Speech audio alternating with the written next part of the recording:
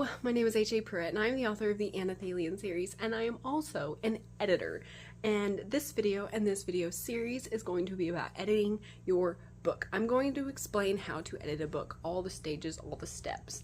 Not all steps are going to be absolutely necessary to edit a book, but all of the steps will be helpful in making your book the best it can be, whether you're traditional publishing or self-publishing.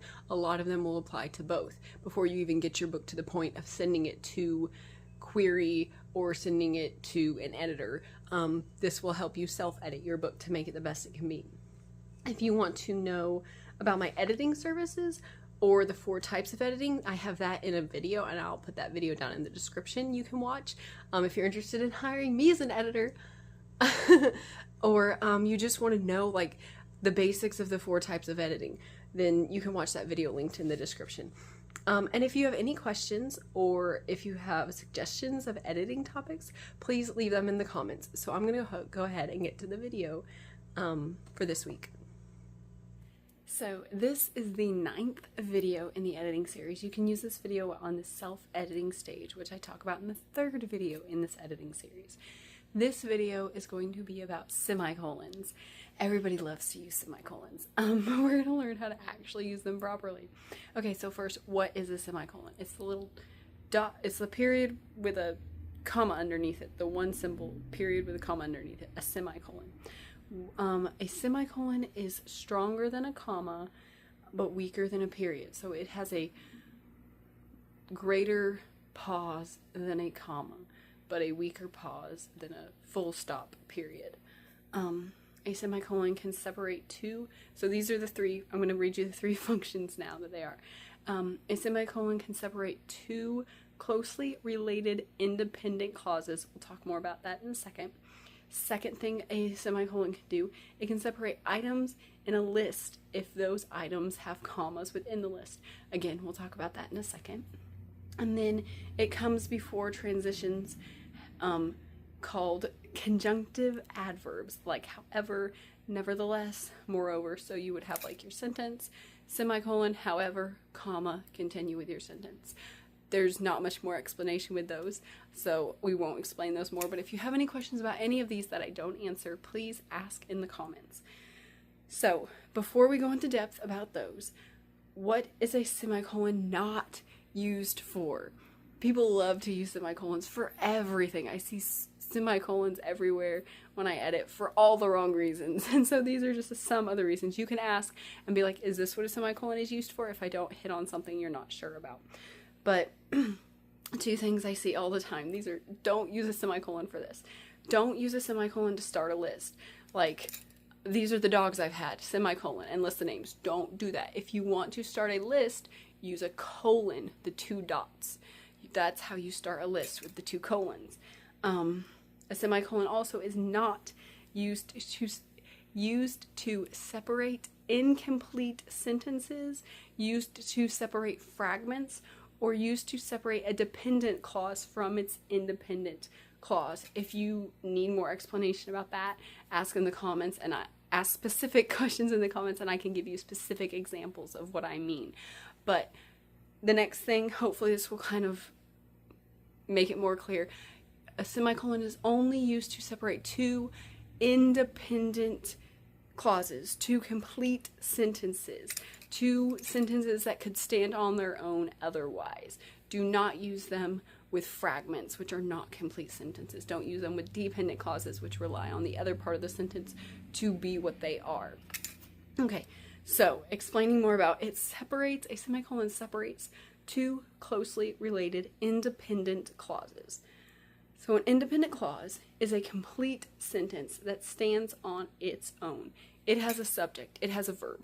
It could be as simple as Jeffrey cried. Subject, verb. Or it could be more long and complex. But you can't just say like cried in the street. That's not a complete sentence because it doesn't have a subject.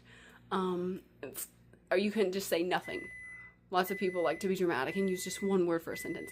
That's not a sentence. Dialogue is okay. Sounds are okay to be one thing on their own, but just saying like nothing or danger, that's not a complete sentence, okay? Don't use semicolons with them. Don't use them anyway. but especially don't use semicolons to connect that with something else. So like an independent clause, the example I wrote is I need to mow the grass. I, the subject, need, this one, to mow the grass. That was a bad example, I didn't realize it. Okay, the grass has grown tall. There we go. Has grown is the verb, the grass is the subject. Okay, it's simple, like Jeffrey cried. Jeffrey cried a lot. Still, subject, verb. And you can add whatever you want along with it. That's an independent clause. It can stand on its own as a complete sentence. Okay, so the next part of a semicolon, it connects two closely related independent clauses. This is where it gets tricky to know when you should use a semicolon and when you should use a period. Closely related is really subjective. And in your writing, if you're writing a story, all the sentences that come after one another should be in some way closely related. And so you could probably make an argument to say, well, these sentences are closely related. These sentences are closely related. You could make an argument that all your sentences are closely related. And let's use semicolons between all of them. Don't do that, okay? Closely related. Let me catch up. I talked without looking at my notes. Tricky part. But to need or use a semicolon, the two sentences need to be of the same thought. They need to be like on the same coin, either two sides of one coin or like the same side of a coin. This has no clear-cut rule, but the two sentences you connect with a semicolon need to stay on the same point. They need to be closer than all the other sentences that do not use the semicolon. So if you use a semicolon with everything, then nothing has that closer relationship than, you know what I mean? Okay, I lost myself. But if you use your semicolon sparsely, rarely, then it's going to show that these two sentences are like of the same breath. It's just like a pause in the same breath. Even though they could have a period between them. That's the key. They could have a period between them, but they're kind of the same breath. You would say them in the same sentence, just like those two sentences I just said. You would say them in the same breath. They are about the same sentence. Those were two independent clauses. They meant almost exactly the same thing, but I just said it kind of a different way. And that's where you want to use your semicolons. It's of the same breath, of the same thought, the same side of the coin. It can also be two sides of the coin. I did not write an example of that. But here I wrote closely related is the tricky part, because when you write, most of your sentences could be thought of as related. And instead of that because in that sentence, you could have put a period there, or you could have put a semicolon there, because where I used because in that sentence, it could have stopped. Those because connected two independent clauses. I could have said closely related is the tricky part, semicolon. When you write, most of your sentences could be thought of as related. And it explains why closely related is the tricky part. So you want them to be of the same thought, continuing that same thought and not moving on to something else. It's not always true, but something I like to think of whenever I'm deciding, does this really need a semicolon here, is I put because in place of the semicolon, and if it just doesn't work at all, probably don't need a semicolon there. But if like it works, like because or while, or you could use some kind of conjunction there, if you could put that there and it makes sense and be right as a sentence and be good as a sentence, then you could use a semicolon there. You don't have to, okay? But if you're wanting to use a semicolon somewhere, try that test. That might help you decide if it's a good place to put it or not a good place to put it. Okay. So now, again, questions, comment below if you have any questions. Moving on to the next thing. A semicolon can separate items in a list if those items have commas. This sounds weird, but it's a pretty simple idea. Okay, so I'm going to do it just an example because this example explains it best. So these are the names of my guinea pigs. Wilson ate hay, semicolon. Bear ate grass, hay, and flowers, semicolon. Pip drank water.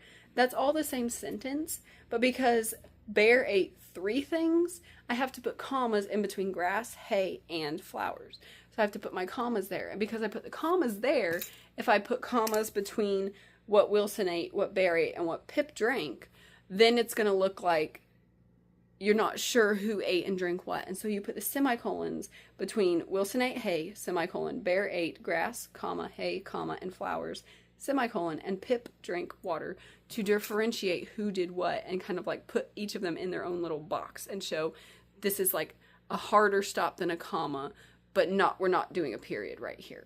So if you need a list with things that have multiple items in one item, use the semicolons between the bigger items. Hope that makes sense. If you want me to write it out, just ask in the comments and I will. And then a couple more things about semicolons in general. Don't overuse semicolons, okay? When you overuse them, they're power lessons. I've seen, like, people are either way. They either use no semicolons or they just throw them in everywhere because they seem dramatic and really fancy and really advanced. And so they just throw them in everywhere. Don't do that, because then they lose their power and people are going to see semicolon, semicolon, semicolon, and they're going to start thinking, you don't really know what you're doing, do you? There doesn't need to be this many semicolons. Don't overuse them. They lose their power. But when you use them in just the right place, they have that power of connecting one thing to another thing, and it feels beautiful. But when you overuse them, it just sounds like somebody's trying to really hard and being overdramatic, and it doesn't come across very good. Don't overuse them. Next thing, you do not need to capitalize the word after the semicolon unless it's always capitalized, like a name or like I, the word I. So they're two sentences, but they're still the same sentence. They're two independent clauses, but they're still the same sentence. So you don't have to capitalize it after the semicolon if it doesn't need to be capitalized. And again, do you have any more questions about semicolons? If you want any examples, just ask. I'll put them in the comments, written out, so you can see it. And thank you. No, I'm going to say that in the next part. Let's go to the next part. So that is the editing tip for this week. Please like this video. Please leave a comment. Please share this video with others. Please check out that video of my editing services and the 4 types of editing in the description below. And remember, this video is part of a series, so please watch the series so you can make your book the best that it can be. If you want to know more about Anna Thalian or HAPruitt, please follow me on Instagram at HAPruitt. You can find me on Amazon as an Amazon author, HAPruitt. Please watch my YouTube channel and all my cool videos on my channel, HAPruitt Anna Thalian. You can find me on the Facebook page, HAPruitt Anna Thalian. You can follow me on Goodreads by the name HAPruitt and the book Anna Thalian. Or you can go to my website where so much cool stuff about Anna Thalian is. The website is HAPruitt.com.